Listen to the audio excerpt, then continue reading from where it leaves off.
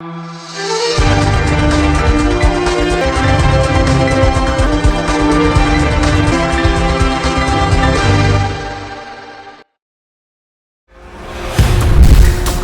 ऐसा स्थान जहां प्रकृति खुद शिव की आराधना करती है, लेकिन अपने साथ लाती है वो विनाशकारी रहस्य जो हर आपदा के बाद भी अडिग खड़ा रहता है। क्या ये सिर्फ आस्था है या कुछ और? आज हम उस रहस्य से पर्दा उठाएंगे जो केदारनाथ के कण कण में समाया है। क्या आप जानते हैं, केदारनाथ सिर्फ एक मंदिर नहीं बल्कि एक ऐसा रहस्य है जो सदियों से धरती पर मौजूद है और हर आपदा के बाद भी अडिग खड़ा रहता है। नमस्कार, मैं हूं अर्चित और आप देख रहे हैं विज़ार्ड रिपोर्ट। आज हम एक ऐसी यात्रा पर निकल रहे हैं जो न सिर्फ आपकी आस्था को झकझोरेगी बल्कि आपके रोंगटे खड़े कर देगी। उत्तराखंड के रुद्रप्रयाग जिले में गढ़वाल हिमालय की बर्फीली चोटियों के बीच समुद्र तल से 3583 मीटर की ऊंचाई पर स्थित है भगवान शिव का ज्योतिर्लिंग केदारनाथ। एक ऐसा धाम जो सिर्फ पत्थर और आस्था से नहीं बना बल्कि कुछ ऐसे अदृश्य रहस्यों से बुना गया जो आज भी विज्ञान को चुनौती देते हैं। सदियों से ये मंदिर प्रकृति के सबसे भयंकर प्रहारों को झेलता आया है, फिर भी ये अडिग खड़ा है। आखिर क्या है इस अद्भुत धाम का रहस्य?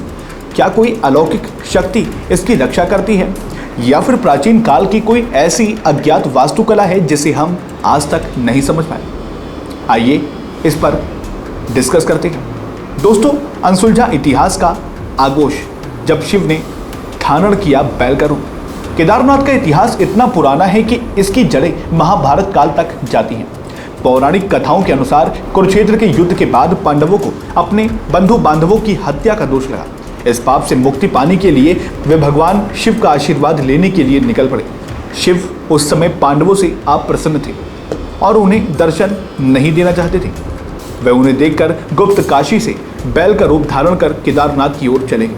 जब पांडवों ने उनका पीछा किया तो भगवान शिव ने भूमिगत होने का प्रयास किया, लेकिन भीम ने उन्हें पहचान लिया और उनके कुबड़ को पकड़ लिया। शिव पूरी तरह से भूमिगत नहीं हो पाए और उनका कुबड़ वाला हिस्सा यहीं केदारनाथ में प्रकट हुआ। बाकी शरीर के विभिन्न हिस्से अन्य 4 स्थानों पर प्रकट हुए जिन्हें सामूहिक रूप से पंच केदार कहा जाता है। इसी कारण यहाँ भगवान शिव को एक त्रिकोणीय पत्थर के रूप में पूजा जाता है। ये कोई साधारण पत्थर नहीं बल्कि स्वयं शिव का अंश माना जाता है। इस घटना के बाद पांडवों ने यहीं पर भगवान शिव को प्रसन्न करने के लिए तपस्या की और मंदिर का निर्माण कराया। कई सदियों बाद 8वीं शताब्दी में महान दार्शनिक और संत आदि शंकराचार्य ने इस मंदिर का जीर्णोद्धार कराया।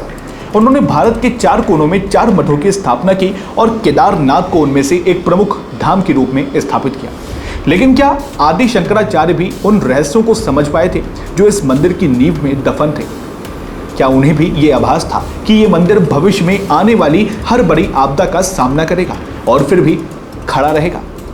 सोचिए, उस समय न आधुनिक उपकरण थे न आज की जैसी सड़कें। इतनी ऊंचाई पर बर्फ से ढके पहाड़ों के बीच पत्थरों को तराश कर और उन्हें एक दूसरे से जोड़कर एक विशाल मंदिर का निर्माण करना, ये अपने आप में एक चमत्कार से कम नहीं है। क्या ये सिर्फ मानव प्रयास था या किसी अज्ञात शक्ति का हाथ? केदारनाथ ने समय समय पर प्रकृति के सबसे भयंकर प्रहारों को झेला है, लेकिन इनमें से सबसे विनाशकारी था 2013 की त्रासदी। 16-17 जून 2013 की वो रात जब प्रलयकारी बाढ़ और भूस्खलन ने पूरे मंदाकिनी घाटी को निगल लिया था। हिमालय से बहने वाली नदियों ने अपना रौद्र रूप दिखाया। बादल फटने और ग्लेशियरों के पिघलने से आई भीषण बाढ़ ने सब कुछ तबाह कर दिया। केदारनाथ शहर, दुकानें, होटल और पुल सब कुछ बह गए। हर तरफ सिर्फ तबाही का मंजर था। लाखों लोग बेघर हुए, हजारों ने अपनी जान गंवाई। इतिहास में ऐसा जल प्रलय पहले कभी नहीं देखा गया था। लेकिन इस विनाशकारी तांडव के बीच भी केदारनाथ मंदिर अडिग खड़ा रहा। यह कैसे संभव हुआ? उपग्रह चित्रों और प्रत्यक्षदर्शियों के अनुसार जब पानी का तेज बहाव मंदिर की ओर बढ़ा तो एक विशाल शिलाखंड, जिसे अब भीमशिला कहा जाता है, मंदिर के ठीक पीछे आकर अटक गया। इस शिला ने एक ढाल का काम किया जिससे पानी का बहाव 2 धाराओं में बट गया और मंदिर को सीधे नुकसान से बचा लिया। यह सिर्फ एक संयोग था या फिर कोई अदृश्य शक्ति थी जो इस मंदिर की रक्षा कर रही थी? क्या यह ईश्वरीय हस्तक्षेप था? वैज्ञानिक भी इस बात से हैरान है कि कैसे इतना विशाल जल प्रवाह जो बड़े बड़े भवनों को बहा ले गया, मंदिर को छू तक नहीं पाया। इसके अलावा मंदिर के निर्माण में इस्तेमाल की गई तकनीक भी एक रहस्य है। इतने ऊंचे पहाड़ों पर ऐसी कठोर परिस्थितियों में पत्थरों को कैसे एक साथ जोड़ा गया होगा? क्या प्राचीन काल के कारीगरों के पास कोई ऐसी जानकारी थी जो आज के आधुनिक विज्ञान के पास नहीं है? कुछ शोधकर्ता मानते हैं कि मंदिर की नींव इतनी मजबूत है कि ये भारी दबाव और कंपन को झेल सकती है। मंदिर के पत्थर आपस में इंटरलॉकिंग तकनीक से जुड़े हुए हैं, जिससे बिना सीमेंट के भी यहाँ संरचना इतनी मजबूत है। यह तकनीक आज भी कई इंजीनियरों के लिए एक पहेली बनी हुई है। आइए जानते हैं केदारनाथ के एक और रहस्य को। केदारनाथ सिर्फ एक धार्मिक स्थल नहीं बल्कि एक शोध का विषय है। कई वैज्ञानिक और भूगर्भ शास्त्री आज भी इस मंदिर के निर्माण और इसकी अजेयता पर शोध कर रहे हैं। मंदिर के निर्माण में ग्रेनाइट पत्थरों का उपयोग किया गया है, जो हजारों साल तक मौसम की मार झेलने में सक्षम है। ये पत्थर बेहद मजबूत और टिकाऊ होते हैं, लेकिन सिर्फ पत्थरों का मजबूत होना ही इस मंदिर के रहस्य को नहीं सुलझाता।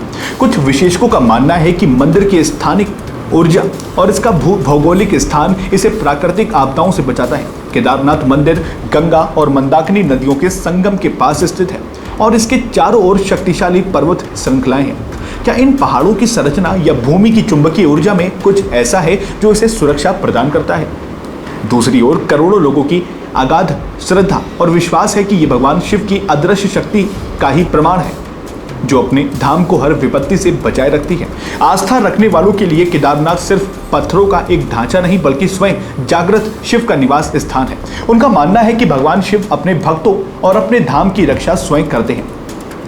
चाहे आप इसे आस्था का चमत्कार माने या प्राचीन भारतीय वास्तुकला और इंजीनियरिंग का अनमोल उदाहरण, एक बात तो तय है, केदारनाथ एक ऐसी जगह है जो हमें सोचने पर मजबूर करती है कि इस दुनिया में कुछ चीजें ऐसी भी हैं जिन्हें विज्ञान की कसौटी पर नहीं मापा जा सकता। केदारनाथ की हर कहानी, हर आपदा एक नए रहस्य को जन्म देती है। क्या इन रहस्यों को कभी सुलझाया जा सकेगा या ये हमेशा के लिए इस दिव्य धाम के कण कण में समाये रहेंगे? आपकी क्या राय है? हमें नीचे कमेंट बॉक्स में साझा करें। साथ ही इस वीडियो को लाइक करें, शेयर करें और सब्सक्राइब करें विजार्ड रिपोर्ट को, ताकि हम और भी ऐसी ज्योतिर्लिंग की कहानियां और रहस्य आप तक पहुंचा सकें। फिर मिलेंगे अगली नई खबरों के साथ। तब तक के लिए नमस्कार, जय हिंद, जय भारत।